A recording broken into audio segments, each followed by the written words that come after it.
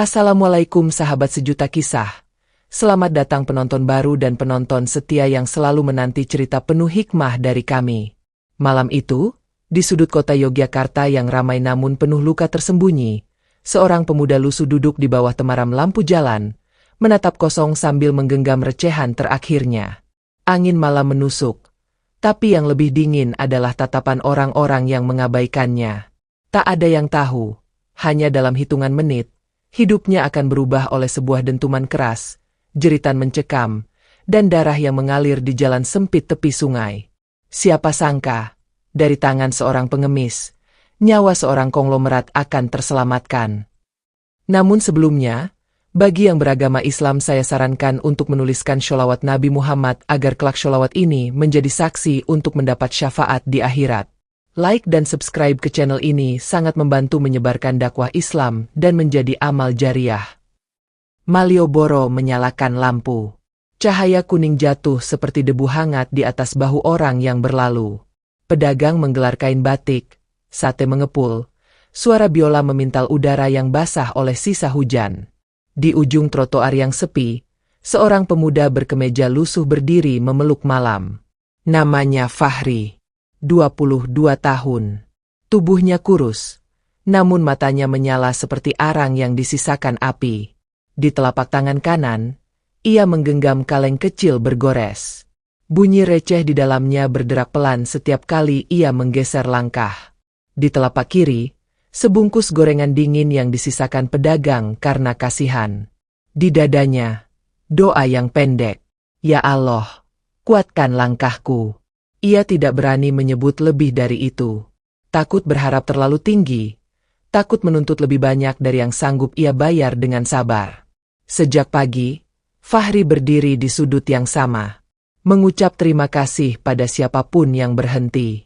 Mengangguk pada siapapun yang menolak. Ia belajar menelan tatapan sinis.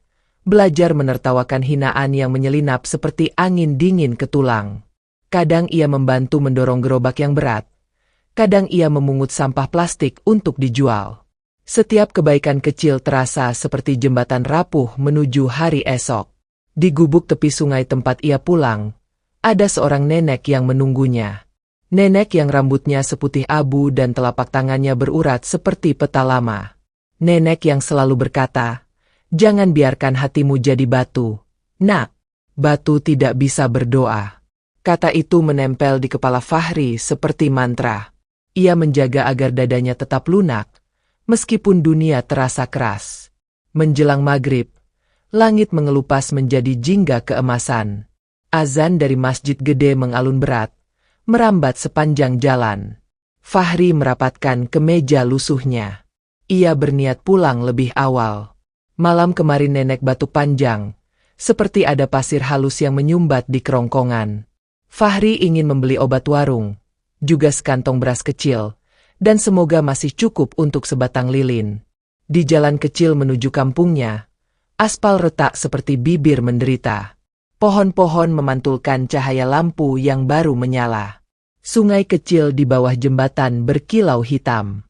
Langkah Fahri berhenti ketika udara bergetar oleh suara keras yang menusuk. Dentum. Setelahnya, klakson panjang menggores malam. Lalu derit rem yang tajam seperti teriakan. Burung yang bertengger di kabel listrik beterbangan. Mata Fahri membesar. Ia berlari tanpa berpikir. Gorengan dingin terjatuh.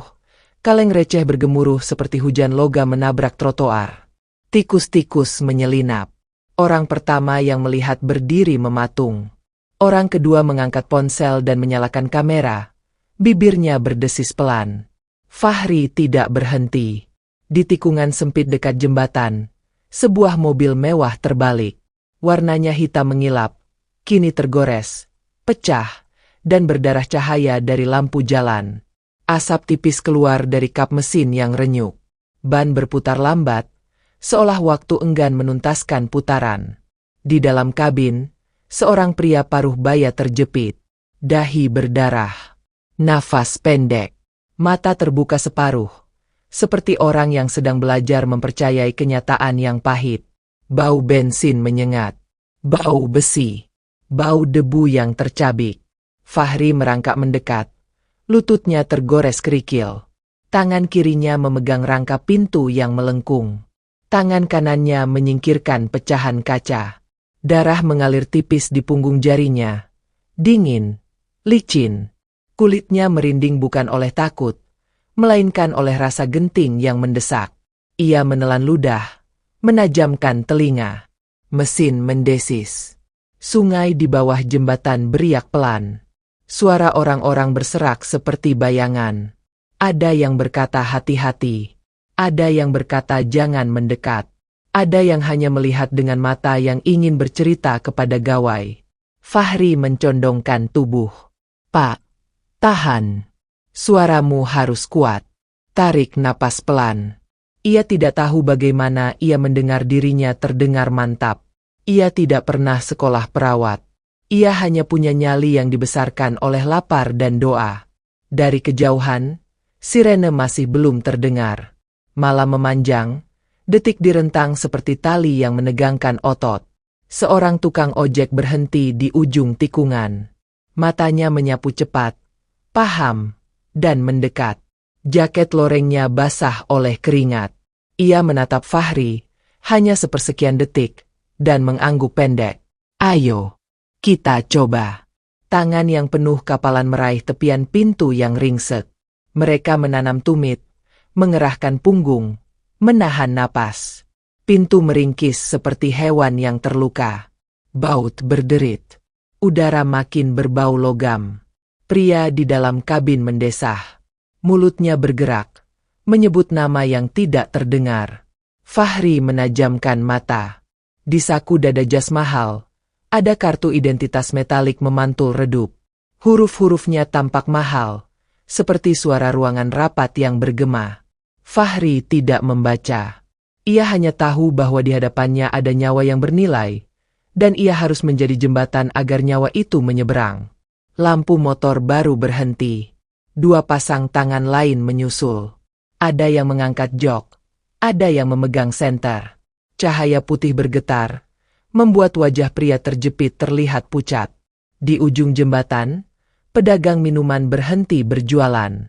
Satu botol air mineral disodorkan, tutupnya sudah terbuka. Fahri menoleh. Terima kasih. Suaranya serak. Ia membasahi bibirnya yang retak.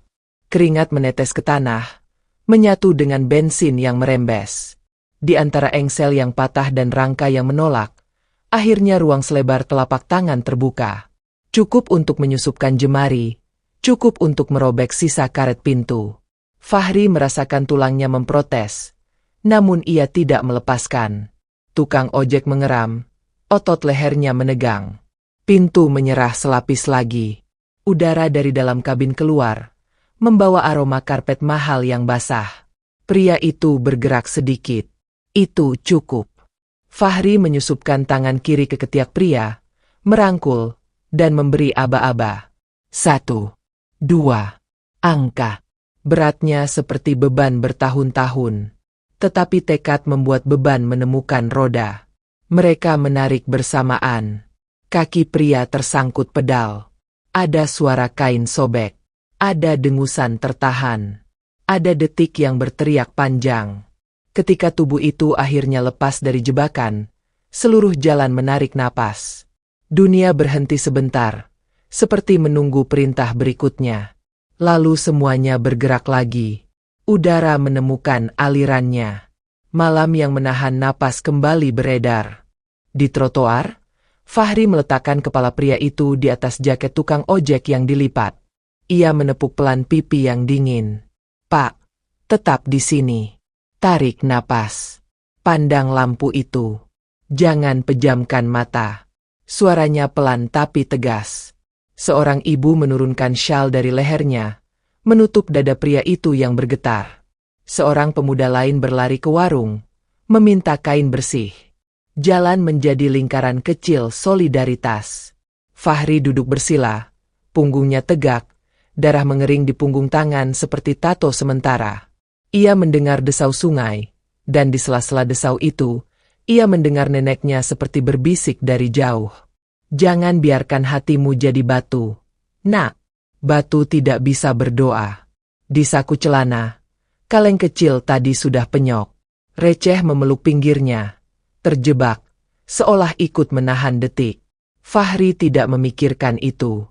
Ia hanya menatap wajah yang baru saja ia tarik dari ambang sepi. Lampu biru merah akhirnya merayap di ujung jalan. Sirene menggambar garis panjang di telinga. Orang-orang mundur memberi ruang. 2 petugas melompat turun. Pertanyaan cepat, gerak cepat, peralatan berkilat.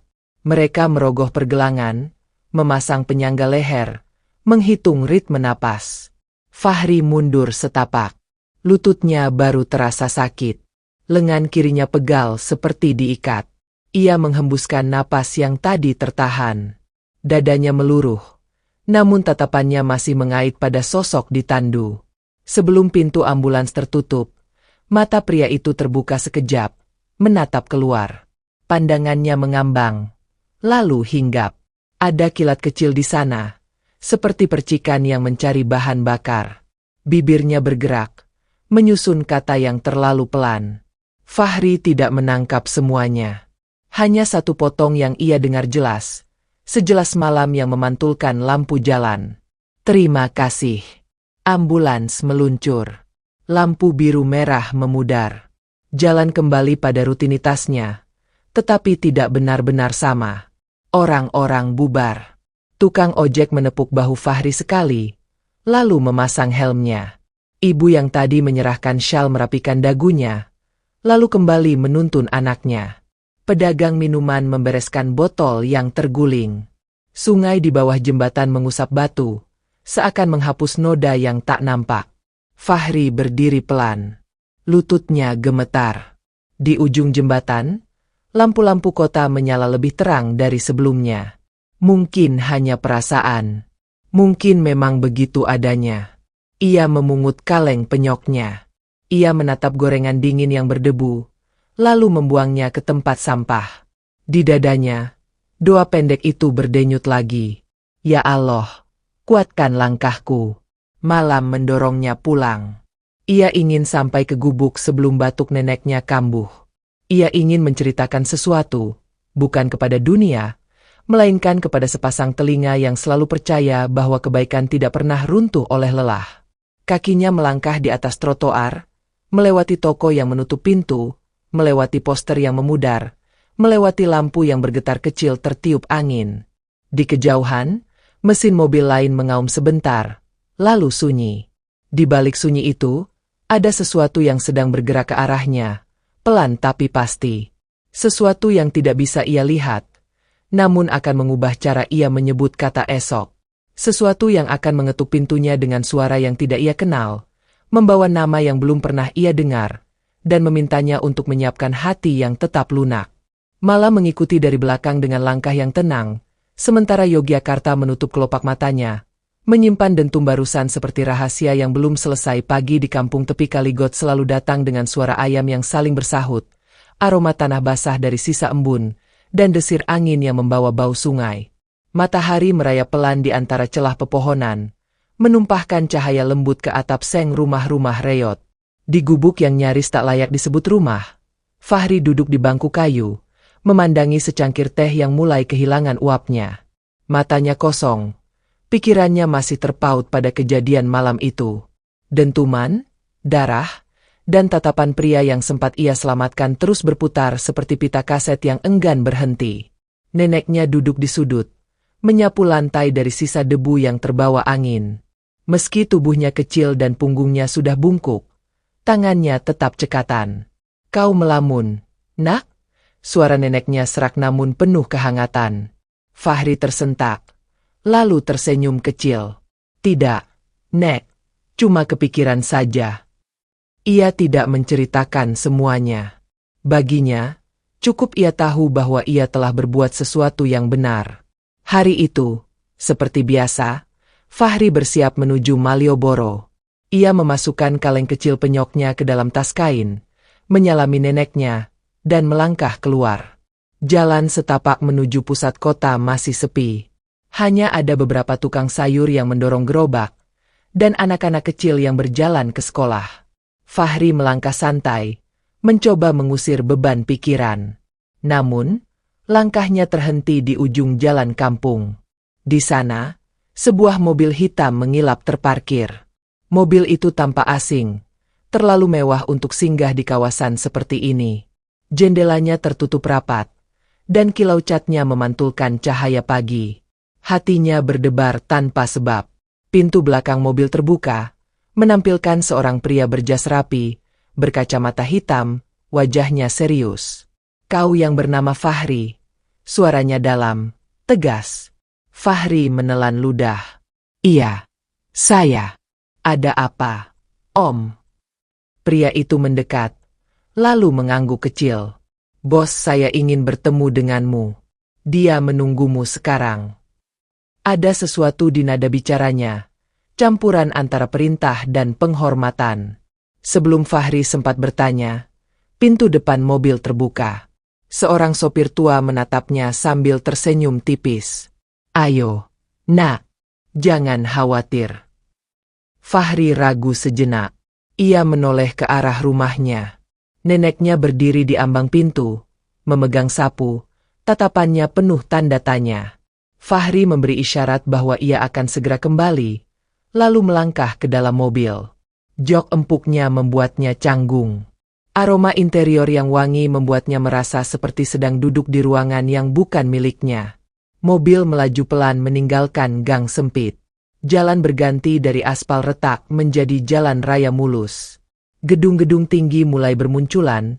Papan iklan berwarna mencolok berdiri di kiri kanan jalan. Fahri tidak banyak bicara. Pandangannya menempel pada kaca jendela, menyerap pemandangan yang jarang ia nikmati dari posisi seperti ini. Tak lama, mobil berhenti di halaman sebuah rumah sakit mewah. Bangunannya modern, dengan dinding kaca besar dan pintu otomatis yang terbuka setiap kali seseorang mendekat. Fahri mengikuti langkah pria berjas itu memasuki lobi. Pendingin ruangan menyergap kulitnya, membuatnya sedikit menggigil. Lantai marmer memantulkan cahaya lampu yang bersih. Pria itu membawanya ke lantai 3. Lorongnya sunyi, hanya suara langkah mereka yang terdengar. Di ujung lorong, ada sebuah kamar dengan pintu terbuka. Di dalamnya, seorang pria paruh baya terbaring di ranjang rumah sakit. Kepalanya dibalut perban, namun wajahnya tersenyum ketika melihat Fahri. "Nak, kau datang." Suaranya serak tapi hangat. Fahri mendekat, sedikit bingung. "Pak, Bapak yang..." Pria itu mengangguk pelan. "Ya, aku Ardi Winata. Orang yang kau selamatkan dari mobil itu. Kalau bukan karena keberanianmu, mungkin aku tidak akan berada di sini hari ini." Matanya menatap tajam, namun penuh rasa terima kasih. "Aku tidak tahu bagaimana membalas kebaikanmu, nak. Tapi aku percaya, Allah mempertemukan kita bukan tanpa alasan." Fahri terdiam. Ia tidak terbiasa menerima ucapan seperti itu. Biasanya, yang ia dapat hanyalah tatapan iba atau hinaan. Kini, seorang pria yang jelas-jelas memiliki segalanya, berbicara padanya seolah mereka setara. Ardi melirik pria berjas yang berdiri di dekat pintu. "Budi, tolong ambilkan berkas yang sudah kusiapkan." Pria berjas itu keluar sebentar, lalu kembali membawa sebuah map tebal. Ardi mengambilnya, lalu menatap Fahri lagi. "Mulai hari ini, hidupmu akan berubah. Nak, aku ingin kau dan nenekmu ikut denganku ke Jakarta. Aku akan memberimu tempat tinggal layak, menyekolahkanmu, dan memastikan kau punya masa depan yang baik." Kata-kata itu menggantung di udara. Fahri menatap Ardi, mencari tanda apakah ini hanya mimpi atau kenyataan. "Pak, saya tidak tahu harus bilang apa." Ardi tersenyum. "Bilang saja iya. Semua yang kuberikan ini bukan karena aku kasihan, tapi karena aku melihat dirimu. Kau punya hati yang kuat, dan itu jauh lebih berharga daripada apapun." Fahri menunduk, menahan haru.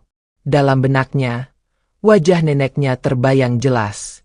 Rumah reot mereka, lantai tanah yang selalu dingin, suara batuk nenek di malam hari, semua itu akan segera menjadi bagian dari masa lalu.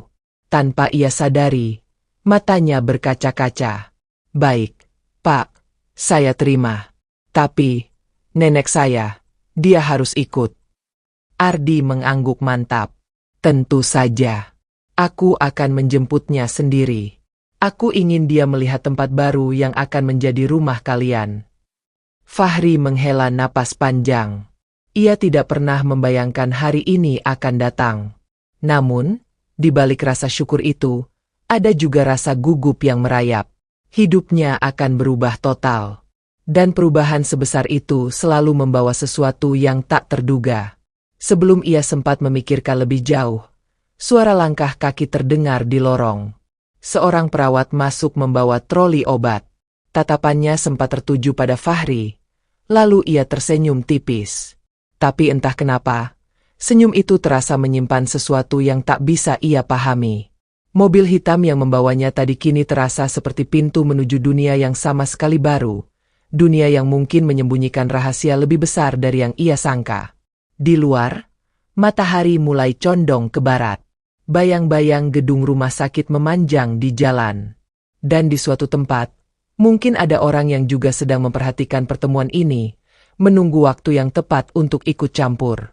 Dan Fahri belum tahu bahwa langkah yang baru saja ia ambil akan menyeretnya ke dalam pusaran yang tidak hanya mengubah nasibnya, tapi juga menguji hati yang selama ini ia jaga agar tetap lunak. Sore itu, udara kampung tepi Kaligot terasa lebih berat dari biasanya. Matahari merayap di balik pepohonan, mewarnai langit dengan semburat oranye yang perlahan memudar. Di depan gubuk reot berdinding papan, Fahri berdiri kaku, ditemani mobil hitam mengilap yang kini terparkir tepat di depan rumah. Mesin mobil sudah dimatikan, namun kehadirannya membuat tetangga-tetangga berbisik di kejauhan, mencoba menebak siapa tamu penting yang datang. Di ambang pintu, nenek Fahri memegang sapu yang sejak tadi tak bergerak. Matanya menatap cucunya, lalu berpindah pada pria parubaya berjas abu-abu yang berdiri di samping mobil. Ardi Winata melangkah maju, senyumnya lembut namun mantap. Assalamualaikum, Bu. Perkenalkan, saya Ardi, orang yang kemarin ditolong Fahri. Nenek Fahri mengangguk pelan, suaranya bergetar. Waalaikumsalam, syukurlah Bapak selamat. Ia memandang cucunya dengan tatapan bingung. Nak, apa maksud semua ini? Fahri menarik napas dalam-dalam. Ia tahu, kata-kata yang akan keluar dari mulutnya akan mengubah segalanya.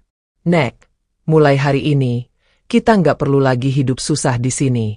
Pak Ardi mau bawa kita ke Jakarta. Kita akan tinggal di rumah yang layak. Aku bisa sekolah lagi. Nek. Nenek juga nggak perlu kerja atau susah payah jualan di pasar. Neneknya memegang lengan Fahri. Matanya memerah. Nak, apa kau yakin? Orang baik memang ada. Tapi dunia ini juga penuh tipu daya. Jangan terburu-buru percaya. Suaranya lirih, tapi penuh kekhawatiran yang tulus. Ardi melangkah maju, menunduk sedikit agar sejajar dengan nenek Fahri. Bu, saya paham kekhawatiran ibu, tapi demi Allah, saya tak berniat buruk. Fahri telah menyelamatkan nyawa saya. Itu utang yang tak mungkin saya bayar dengan uang saja. Izinkan saya membalasnya dengan memberi kalian hidup yang lebih baik. Angin sore membawa bau sungai, bercampur dengan aroma tanah basah. Hening beberapa detik terasa seperti menit yang panjang. Nenek Fahri akhirnya menghela napas. Kalau memang ini jalan yang Allah tunjukkan, nenek ikut. Tapi ingat, nak, jangan pernah tinggalkan akhlakmu. Kaya boleh, tapi jangan lupa daratan. Fahri mengangguk, suaranya tercekat. Iya, nek, insya Allah. Malam itu, mereka mulai berkemas. Barang-barang tak seberapa dimasukkan ke dalam 2 tas kain.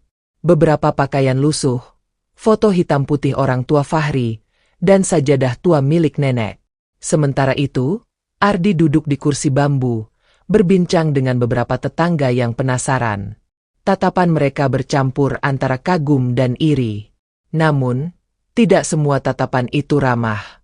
Di pojok kampung, seorang pria muda dengan kaos kumal berdiri bersandar pada tiang listrik, mengamati dari kejauhan. Matanya tajam, Bibirnya menyunggingkan senyum tipis yang sulit diartikan. Ia adalah Roni, orang yang sejak lama tak menyukai Fahri.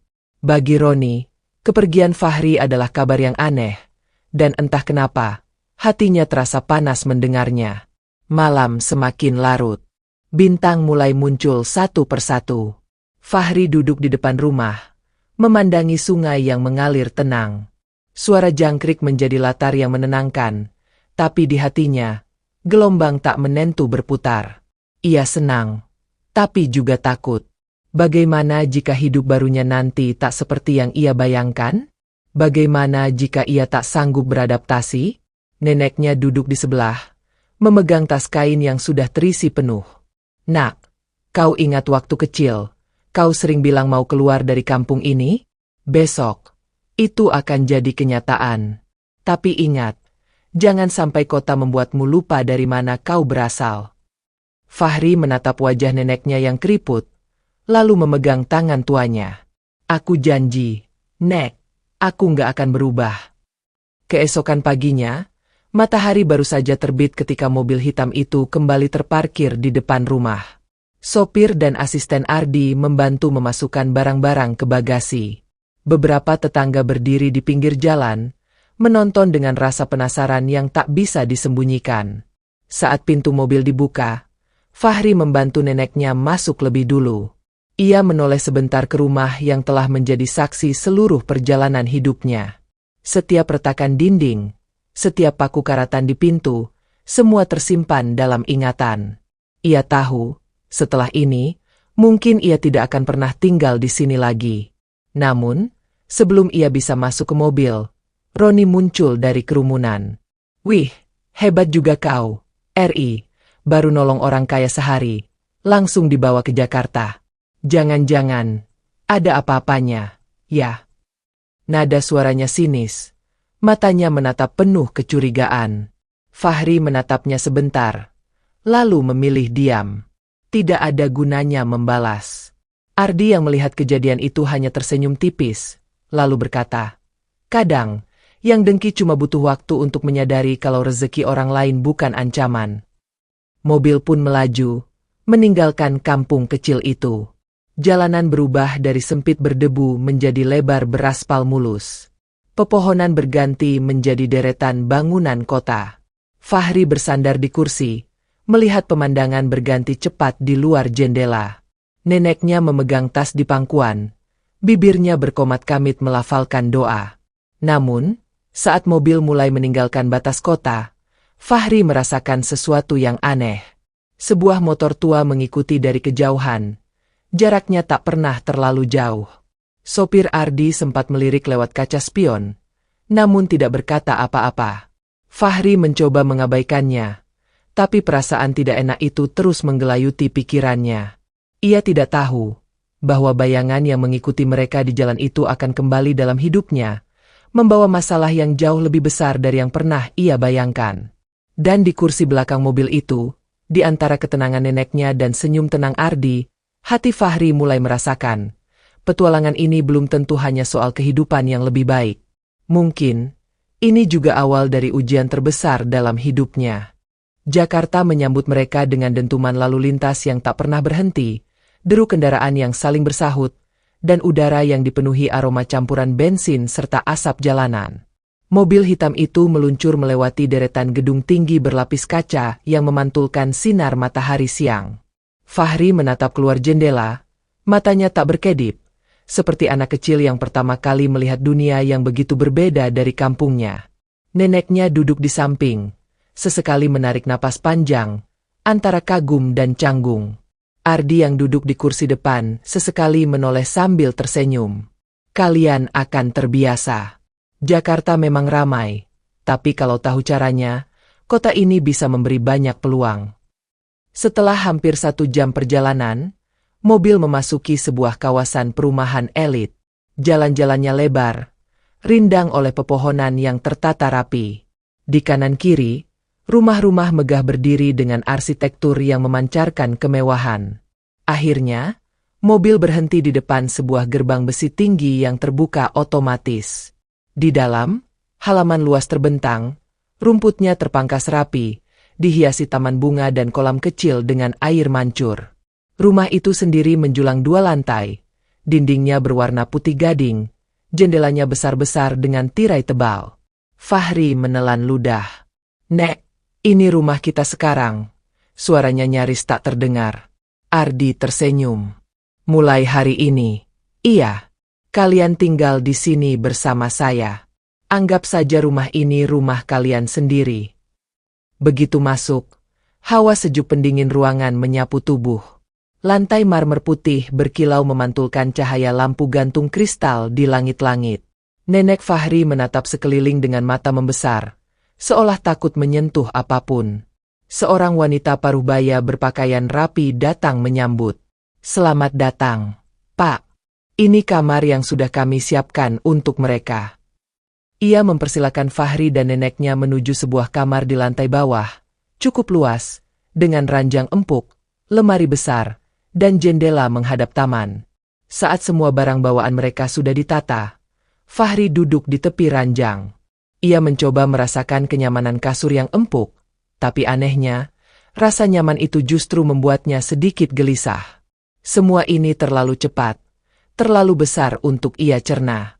Sore itu, Ardi mengajak mereka makan di ruang makan besar. Meja panjang berlapis taplak putih dipenuhi hidangan yang tak pernah Fahri bayangkan sebelumnya. Neneknya makan pelan, mencoba menikmati tanpa terlihat canggung. Di sela makan, Ardi mulai bercerita. "Fahri, aku sudah daftarkanmu di sekolah terbaik di sini. Besok kita akan urus semua administrasi. Aku ingin kau dapat pendidikan yang layak." Fahri mengangguk, tapi matanya tak bisa lepas dari jendela. Di luar pagar rumah, ia melihat sesuatu yang membuatnya merinding. Sebuah motor tua berhenti di seberang jalan, pengendaranya memakai helm hitam full face, hanya dia menatap rumah. Fahri memicingkan mata. Motor itu mirip dengan yang ia lihat mengikuti mereka saat perjalanan dari kampung. Tapi sebelum ia bisa memastikan, motor itu sudah berbalik arah dan menghilang di tikungan. Malamnya, ketika rumah sudah sunyi, Fahri keluar ke halaman belakang. Ia duduk di bangku taman, mencoba menenangkan pikiran. Lampu taman memantulkan cahaya kekuningan di permukaan kolam. Angin malam membawa suara samar lalu lintas dari kejauhan. Tiba-tiba, ia mendengar suara langkah pelan di dekat pagar samping. Fahri berdiri, berusaha melihat sumber suara. Bayangan hitam bergerak cepat, seperti seseorang yang sengaja menghindar. Fahri merasakan dadanya berdegup kencang. Ia tidak tahu siapa orang itu, tapi instingnya mengatakan ini bukan sekadar orang iseng. Ada sesuatu dari kampung yang mengikuti mereka sampai ke sini.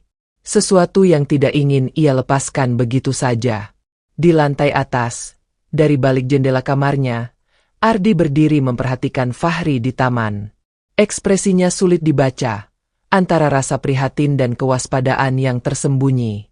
Ia memejamkan mata sebentar, lalu berbisik pelan. "Semoga kau siap, nak, karena hidup yang lebih baik kadang datang dengan harga yang tak pernah kita duga." Dan di luar sana, di balik gelap jalanan Jakarta, seseorang sedang menyusun langkah berikutnya. Langkah yang akan menguji bukan hanya keberanian Fahri, tapi juga seberapa kuat ia mempertahankan hatinya tetap bersih di tengah badai yang akan datang. Pagi di rumah baru itu dimulai dengan aroma roti panggang dan kopi yang mengepul dari dapur. Suara riuh pelayan yang menyiapkan sarapan mengisi udara, bercampur dengan dentingan peralatan makan. Fahri duduk di meja makan, masih mencoba membiasakan diri dengan suasana ini. Neneknya tampak kaku, memegang sendok perlahan seolah takut menjatuhkan makanan. Ardi muncul dengan setelan kasual, senyumnya hangat. "Pagi, semuanya. Fahri, setelah sarapan kita akan ke sekolah yang sudah aku pilihkan untukmu. Hari ini kita urus pendaftarannya." Fahri mengangguk. "Baik, Pak." Tapi di kepalanya, pikirannya masih melayang pada motor tua yang ia lihat kemarin. Beberapa jam kemudian, mereka berangkat. Mobil meluncur melewati jalan-jalan besar Jakarta. Gedung-gedung menjulang, lalu lintas padat, dan suara klakson bertalu-talu. Fahri mencoba fokus pada pemandangan, tapi matanya sesekali melirik ke kaca spion. Ia berharap tidak melihat apa-apa, tapi kenyataan berkata lain. Jauh di belakang, motor tua dengan pengendara berhelm hitam itu kembali mengikuti. Fahri menggenggam ujung kursi. Ia hendak mengatakan sesuatu, tapi menahan diri. Tidak ingin neneknya khawatir. Sekolah yang dituju berada di kawasan elit, gerbangnya tinggi, bangunannya modern. Murid-murid berseragam rapi tampak masuk dengan langkah pasti, sebagian diantar mobil mewah. Fahri merasa kecil, tapi Ardi menepuk bahunya. Kau akan terbiasa. Nak, jangan takut. Di ruang administrasi, pendaftaran berjalan lancar. Semua biaya langsung dibayar oleh Ardi. Petugas sekolah menyambut Fahri dengan ramah, memberikan seragam baru, buku, dan perlengkapan belajar. Tapi di sela proses itu, Fahri sempat melihat sosok asing berdiri di luar pagar sekolah, menatap ke arah gedung dengan wajah separuh tertutup masker. Sosok itu mengingatkannya pada bayangan semalam di halaman rumah. Saat perjalanan pulang, mobil sempat terjebak di lampu merah. Fahri melihat dari jendela, motor tua itu berhenti beberapa kendaraan di belakang. Kali ini ia yakin, itu bukan kebetulan. Pengendara itu seperti sengaja menjaga jarak. Malamnya, Fahri tak bisa tidur. Ia keluar kamar, berjalan menuju dapur untuk minum. Dari jendela dapur, ia melihat sesuatu yang membuatnya terdiam.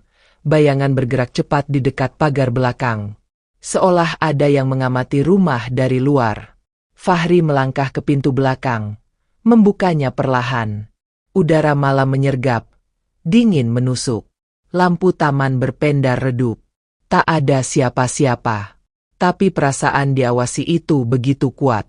Tiba-tiba, suara langkah cepat terdengar dari arah samping rumah. Fahri berlari mengejar. Namun yang ia temui hanyalah pintu pagar samping yang sedikit terbuka. Ia melihat keluar. Jalan sepi, hanya diterangi lampu jalan yang berkelip. Tidak ada motor, tidak ada orang. Di balik tirai lantai atas, Ardi berdiri lagi, memperhatikan. Wajahnya kali ini serius, nyaris tanpa senyum. Ia tahu ada sesuatu yang mulai bergerak mendekat. Sesuatu yang mungkin ada hubungannya dengan masa lalu Fahri, atau mungkin masa lalu dirinya sendiri. Sementara itu, di sebuah gang sempit Jakarta, motor tua itu berhenti. Pengendaranya melepas helm, memperlihatkan wajah Roni, pemuda dari kampung yang tak pernah menyukai Fahri. Ia mengeluarkan ponsel, mengetik pesan singkat kepada seseorang. Target sudah di Jakarta. Semua sesuai rencana. Fahri, yang malam itu kembali ke kamarnya dengan rasa gelisah, tidak tahu bahwa setiap langkahnya kini dipantau. Dan bahwa orang yang mengikutinya membawa rahasia yang bisa meruntuhkan semua kenyamanan yang baru saja ia dapatkan. Di luar, kota tetap hidup. Lampu-lampu jalan berkelip. Suara mesin kendaraan bersahutan. Tapi di balik keramaian itu, ada mata yang terus mengawasinya, menunggu waktu yang tepat untuk menyerang. Dan Fahri belum menyadari, badai itu sudah sangat dekat. Hari-hari berlalu cepat. Fahri mulai masuk sekolah barunya.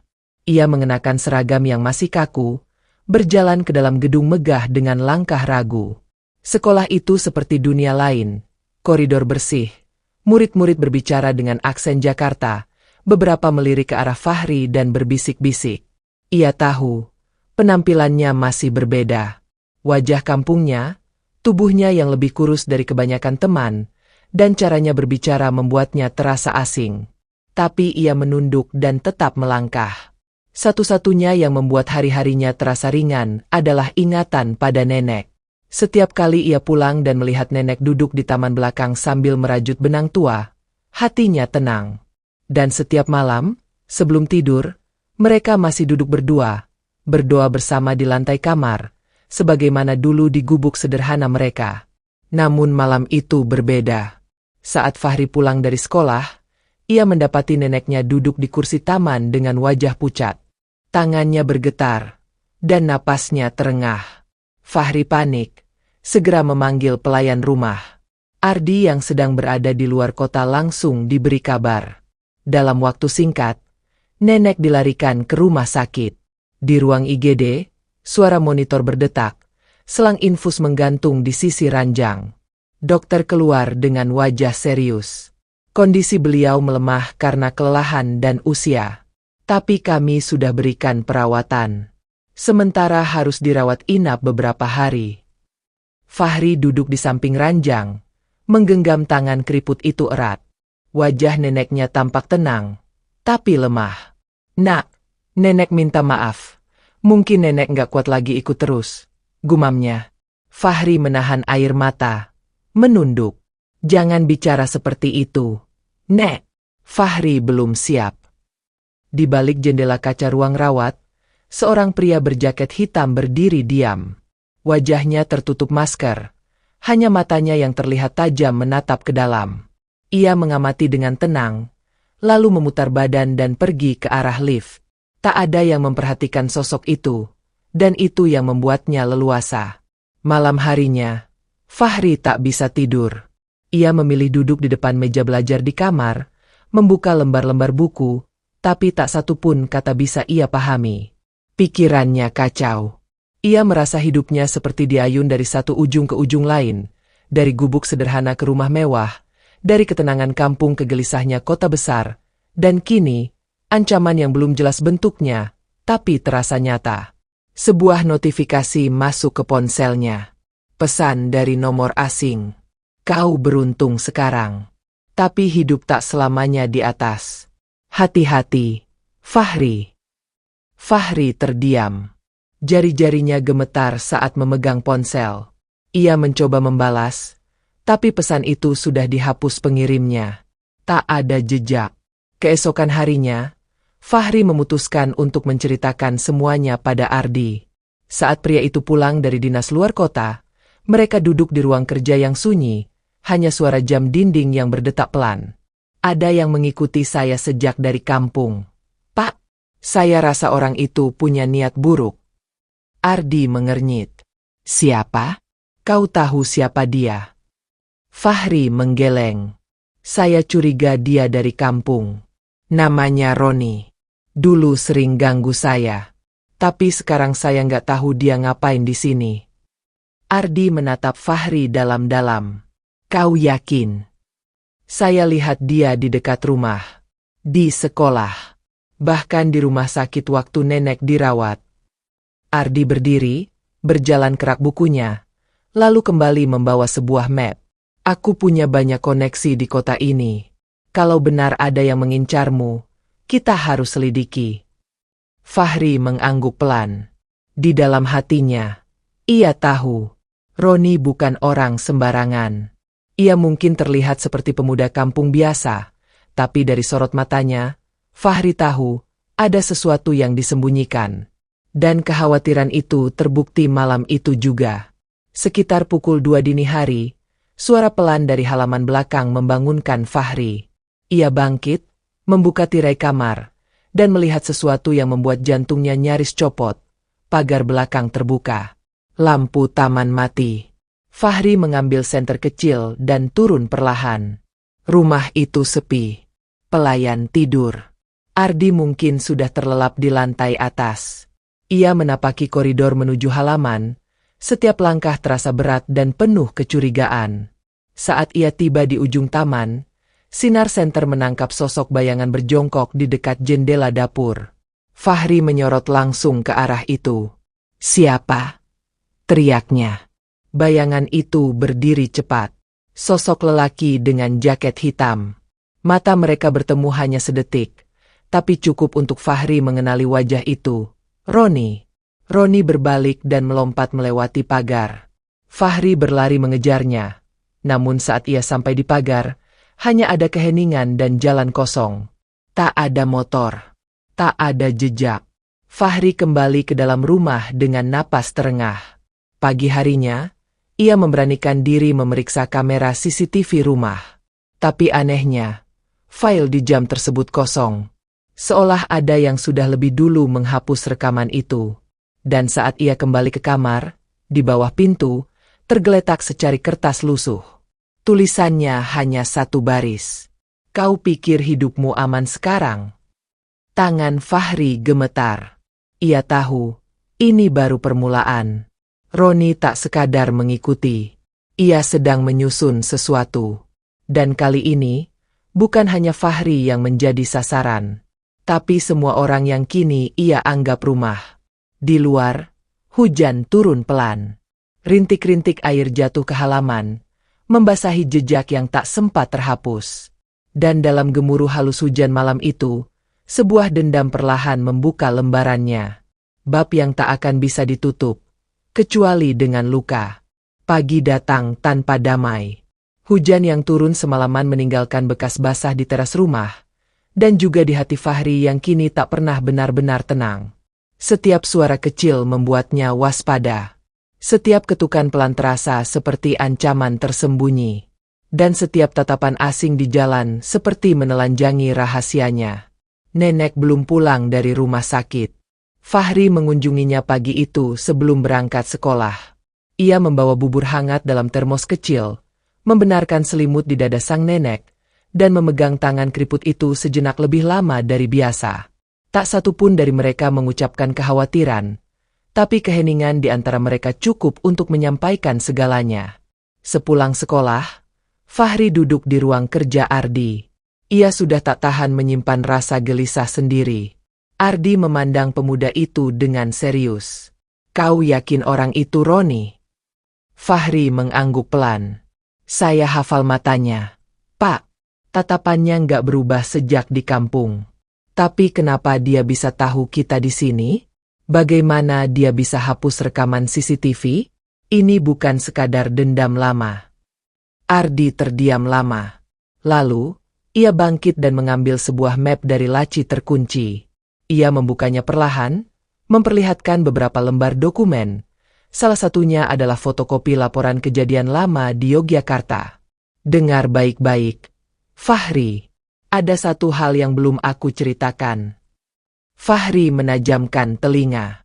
Detak jam di dinding seperti berhenti mendadak. 10 tahun lalu, lanjut Ardi, "aku pernah memiliki proyek properti besar di daerah dekat kampungmu. Aku dan timku dihadang sekelompok preman lokal yang ingin memeras proyek kami. Roni, salah satu anak buah pemimpin mereka." Fahri menegang. "Roni?" Dia masih remaja waktu itu, tapi sudah terlibat dalam banyak kejahatan kecil, pencurian, pemerasan, perusakan alat berat. Kami laporkan kejadian itu ke polisi. Banyak yang ditangkap, termasuk kakaknya, yang akhirnya dipenjara cukup lama. Roni berhasil lolos, dan sejak itu dia menghilang. "Jadi dia dendam ke Bapak?" tanya Fahri dengan suara pelan. "Kelihatannya begitu. Dan ketika tahu aku selamat dari kecelakaan itu karena kau, dia mungkin merasa punya dua alasan untuk balas dendam, padaku dan padamu." Fahri menunduk.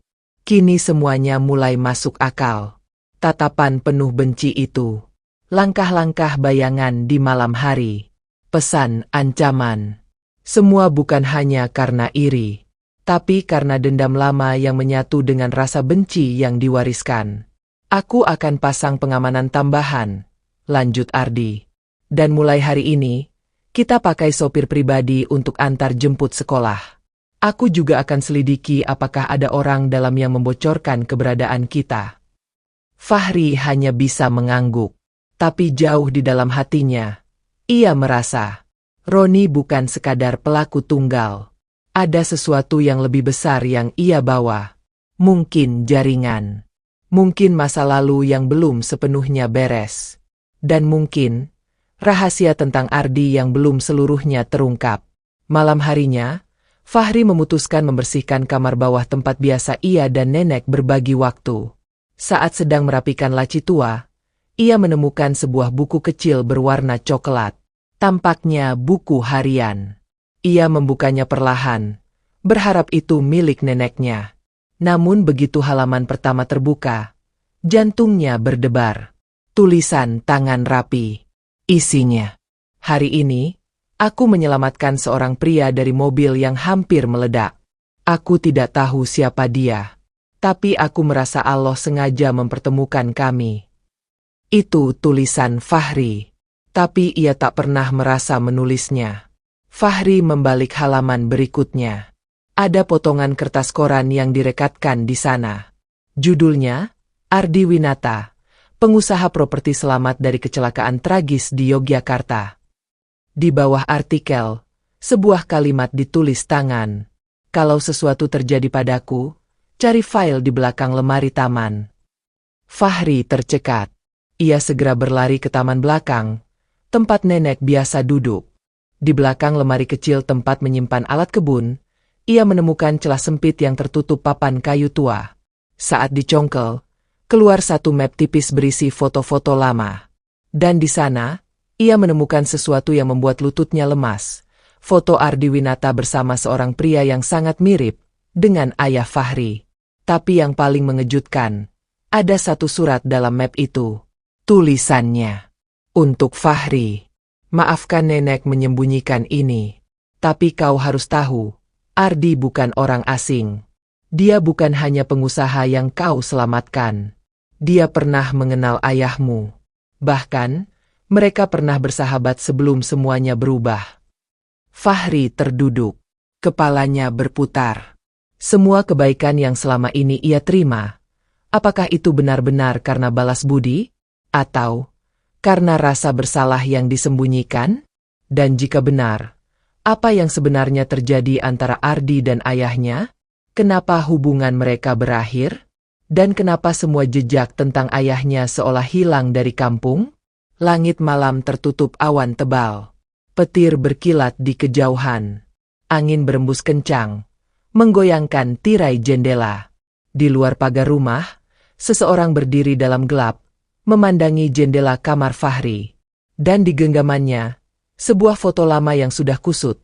Foto Fahri kecil bersama ayahnya, berdiri di bawah pohon jambu di kampung Kaligot. Bayangan itu bergumam pelan. Sudah waktunya. Dan malam itu, sebuah cerita lama yang dikubur dalam diam, mulai menggeliat untuk bangkit. Pagi itu Jakarta seperti biasa, padat, terburu-buru, dan bising. Tapi di dalam rumah mewah milik Ardi Winata, segalanya terasa sunyi dan berat. Fahri duduk di tepi ranjangnya. Map tipis berisi foto-foto dan surat dari nenek masih di pangkuannya. Matanya menatap kosong pada satu foto. Foto sang ayah muda yang berdiri di samping Ardi, dengan senyum lebar dan tangan mereka saling menggenggam seperti saudara. Namun ada satu detail yang tak bisa Fahri abaikan. Di latar belakang foto, ada spanduk lusuh yang bertuliskan, "Peluncuran lahan proyek Kaligot Raya, tahun 1999. Spanduk itu membuat semuanya terasa berbeda. Proyek properti yang pernah diceritakan Ardi, ternyata ayah Fahri juga ada di sana. Fahri mengepalkan tangannya. Ada yang belum diceritakan. Sesuatu yang Ardi sembunyikan. Hari itu, Fahri menunggu hingga Ardi selesai dengan rapat video call-nya. Ia berdiri di depan ruang kerja, mengetuk pelan. "Pak, saya ingin bicara." Ardi menutup laptop, menatap Fahri sejenak, lalu mengangguk. "Masuklah." Fahri duduk di seberang. Matanya tajam. Ia mengeluarkan foto-foto dan surat itu, lalu meletakkannya di atas meja. "Kenapa Bapak enggak pernah cerita kalau kenal ayah saya?"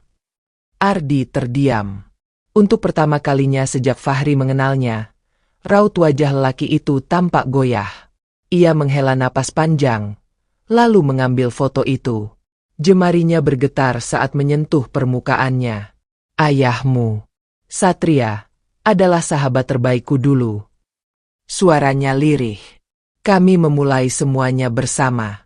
Proyek Kaligot adalah mimpi kami sejak muda. Tapi waktu berjalan, dan segala sesuatu berubah." Fahri menahan napas. "Apa yang terjadi?" Ardi menunduk. "Kami berbeda prinsip. Saat proyek mulai besar, banyak yang tergiur. Investor datang, uang mengalir deras, dan di situ, aku mulai kehilangan arah. Aku mau ekspansi cepat, sementara ayahmu lebih hati-hati. Dia bilang, jangan serakah.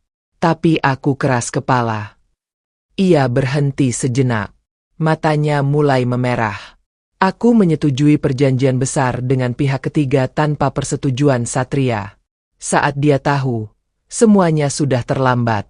Dan, bencana itu datang. Fahri menelan ludah. Bencana.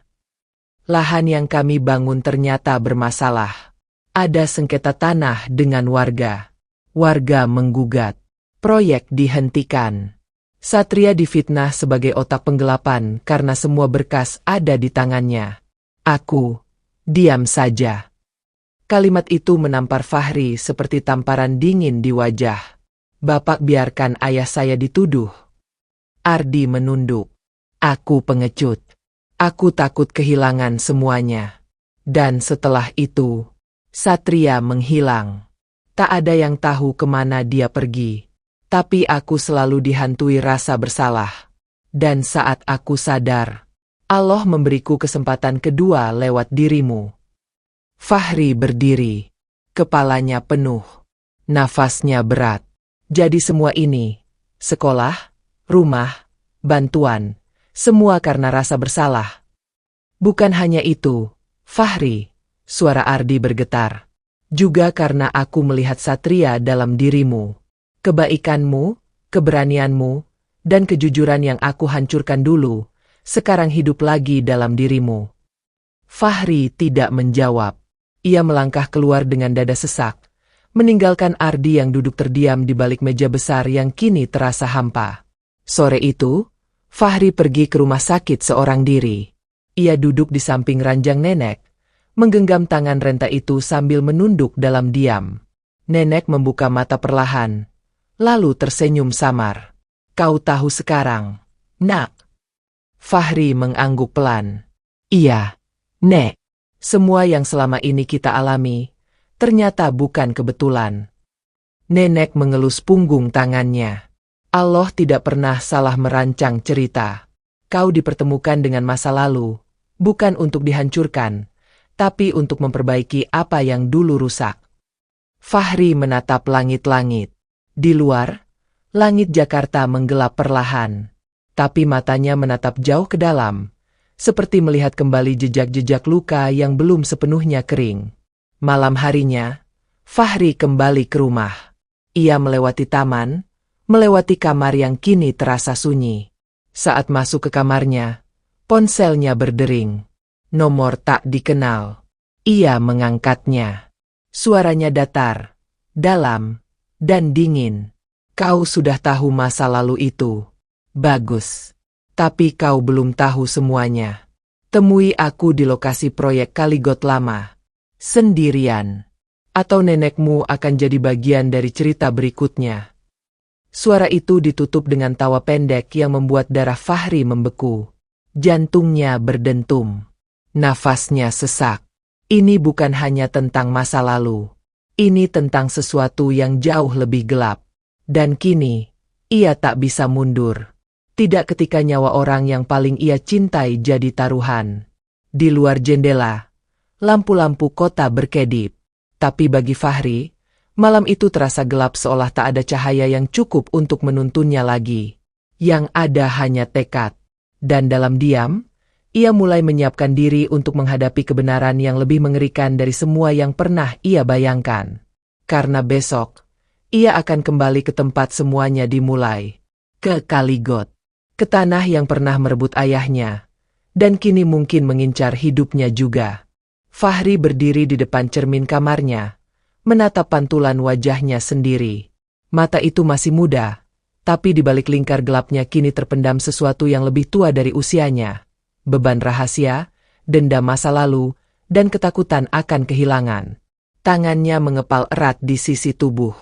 Ia tidak tahu pasti apa yang menantinya di Kaligot, tapi satu hal yang ia tahu pasti, ia harus datang. Pagi-pagi sekali ia menyelinap keluar, tanpa membangunkan siapapun. Ardi masih tidur, atau mungkin pura-pura tidur sejak pengakuan kemarin. Neneknya masih di rumah sakit. Belum sadarkan diri sepenuhnya. Pelayan rumah bahkan belum mulai beraktivitas. Ia meninggalkan surat kecil di meja makan. Saya harus menyelesaikan ini. Jangan cari saya. Doakan saya. Ia naik kereta ekonomi ke Yogyakarta. Tiket dibeli tunai, tanpa identitas. Ia tahu, Roni, atau siapapun di balik suara telepon semalam, mengawasinya. Ia harus memastikan ia tidak membahayakan siapa-siapa, terutama nenek. Perjalanan panjang ditemani suara gesekan rel dan bau karpet tua dalam gerbong. Tapi di dalam kepalanya, segalanya lebih gaduh. Ia memutar ulang suara itu. Temui aku di lokasi proyek Kaligot lama. Atau nenekmu. Suara itu terpotong, tapi cukup membuat jantungnya mencengkeram tulang rusuk. Menjelang sore, Fahri turun di stasiun Tugu dan langsung mencari ojek menuju lokasi lama proyek Kaligot. Tempat itu kini sudah terbengkalai. Tak ada pembangunan. Yang tersisa hanya gerbang rusak, papan kayu lapuk bertuliskan, dilarang masuk, aset sengketa, dan semak belukar tinggi. Burung gagak kadang melintas, dan suara jangkrik terdengar lebih keras dari biasanya. Fahri berdiri di depan gerbang itu. Angin sore meniup bajunya, membawa bau tanah lembab dan besi berkarat. Ia melangkah masuk dengan hati-hati.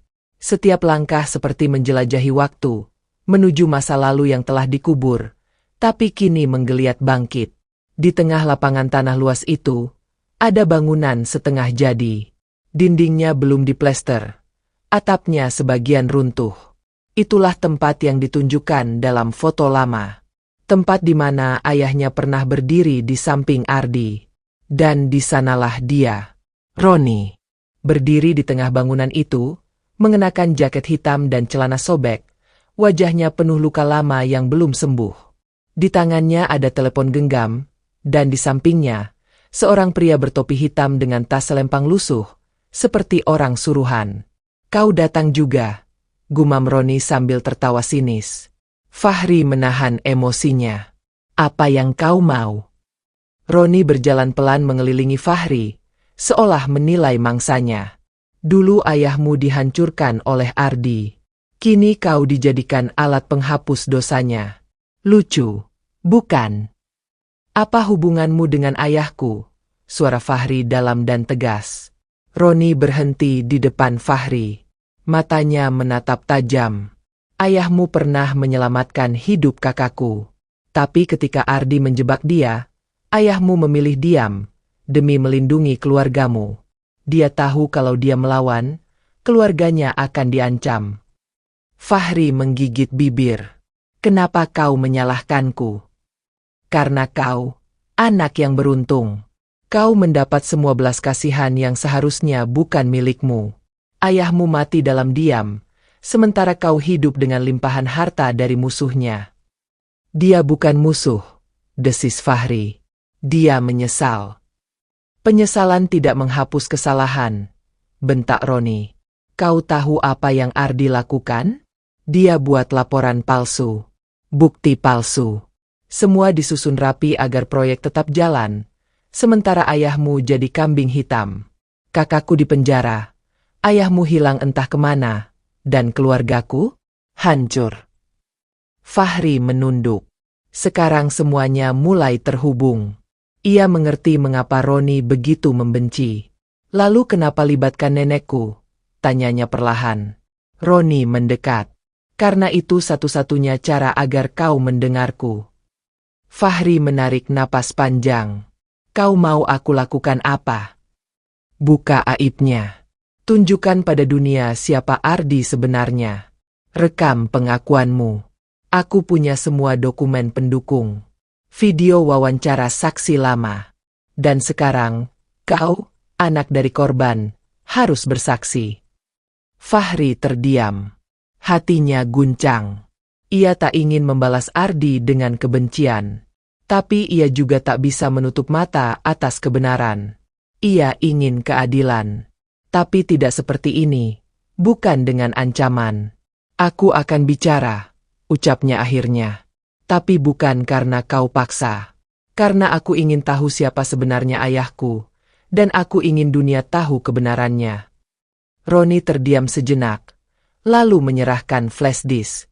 Ini semua dokumen yang kau perlukan. Tapi ingat, kalau kau ragu, aku yang akan bicara duluan. Fahri menerima flash disk itu. Jemarinya gemetar. Dunia yang ia tahu mulai runtuh, digantikan oleh kabut kebenaran yang menyakitkan. Ia tahu, setelah ini, hidupnya tak akan pernah sama lagi. Malam itu, ia kembali ke penginapan kecil di dekat stasiun. Ia tak tidur. Hanya duduk memandangi laptop pinjaman dari resepsionis. Di layar, file demi file terbuka. Dokumen, rekaman suara, bahkan video wawancara seorang pria tua yang pernah bekerja di proyek Kaligot. Dan di antara semua itu, ada satu file video, berdurasi 3 menit 27 detik.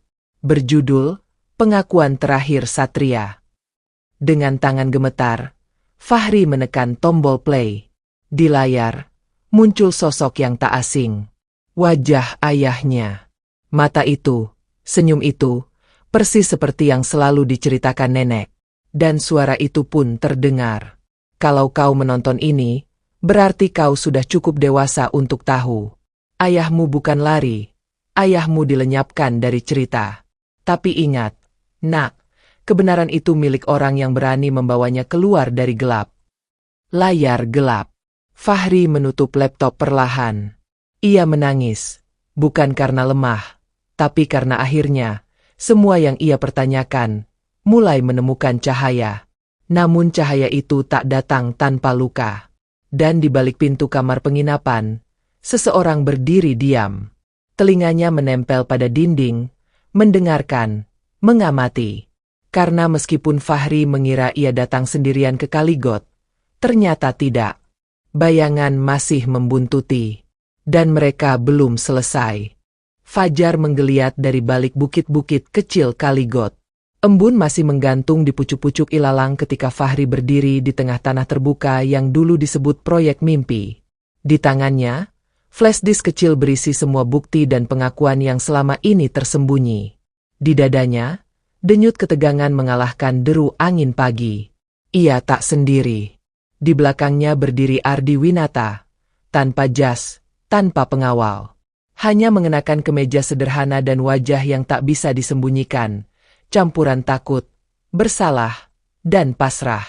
"Kenapa kau panggil aku ke sini?" tanya Ardi, suaranya lemah. Fahri menatapnya tajam. "Karena di tempat inilah semuanya bermula, dan di tempat inilah semuanya harus diakhiri." Ardi menghela napas, seperti telah bersiap menghadapi apapun. "Aku tahu segalanya sekarang," lanjut Fahri. "Tentang proyek ini, tentang ayahku, tentang laporan palsu dan fitnah yang kau diamkan demi menyelamatkan bisnismu." Ardi menunduk. "Aku tak punya alasan. Kecuali bahwa aku pengecut. Aku biarkan sahabatku dihancurkan demi posisiku. Dan seumur hidupku, rasa bersalah itu tidak pernah berhenti menjerat." Fahri menarik napas. Angin menyapu rambutnya. "Dan sekarang aku ingin semua orang tahu. Bukan untuk balas dendam, tapi agar kebenaran tak lagi dikubur." Ia mengeluarkan ponsel, membuka siaran langsung. Di layar, jumlah penonton mulai naik. Ratusan, lalu ribuan. Kamera kini menyorot wajah Fahri. "Inilah aku, Fahri Satria. Anak dari lelaki yang dulu kalian lupakan. Lelaki yang kalian fitnah. Lelaki yang menghilang demi melindungi keluarganya. Hari ini, aku berdiri di tanah yang dulu ingin dia bangun. Dan aku bersumpah, kebenaran akan pulang ke tempatnya." Lalu, dengan suara tenang, Fahri membacakan isi surat ayahnya, memutar video pengakuan terakhir, dan membeberkan semua bukti yang ada. Ardi menatap ke bawah, air mata mengalir diam-diam. Ia tahu, ini harga dari kelam yang pernah ia pelihara. Ketika siaran selesai, dunia digital sudah membakar kisah itu ke penjuru negeri. Wartawan berdatangan. Lembaga hukum mulai menanggapi. Dan di tengah semua itu, Ardi menyerahkan diri. Di persidangan, Ardi berdiri, tidak membela diri. "Aku siap dihukum. Tapi aku juga siap membersihkan nama sahabatku, Satria." Dan Fahri, ia pulang ke Jakarta bukan sebagai korban, bukan juga sebagai pahlawan, tapi sebagai saksi hidup bahwa kebenaran yang diperjuangkan dengan tulus, meski berdarah, akan menemukan jalannya sendiri. Neneknya sembuh perlahan. Dan di rumah kecil sederhana yang ia pilih sendiri, jauh dari gemerlap, Fahri membuka satu ruang baru, Yayasan Cahaya Satria, untuk mendidik anak-anak dari keluarga yang tersingkirkan. Dan suatu malam, saat langit Jakarta bersih dan tenang, Fahri berdiri di teras, menatap bintang. Ia tidak lagi bertanya kenapa semua ini terjadi. Karena kini ia tahu, Allah tak pernah membiarkan luka dibiarkan tanpa makna. Sahabat sejuta kisah. Jika kisah ini menyentuh hatimu, tulislah sholawat untuk Nabi Muhammad di kolom komentar, agar menjadi saksi di akhirat kelak. Jangan lupa like dan subscribe, karena satu klik darimu bisa jadi amal jariah yang menerangi jalan kebenaran dan kejujuran. Sampai jumpa di kisah berikutnya. Wassalamualaikum warahmatullahi wabarakatuh.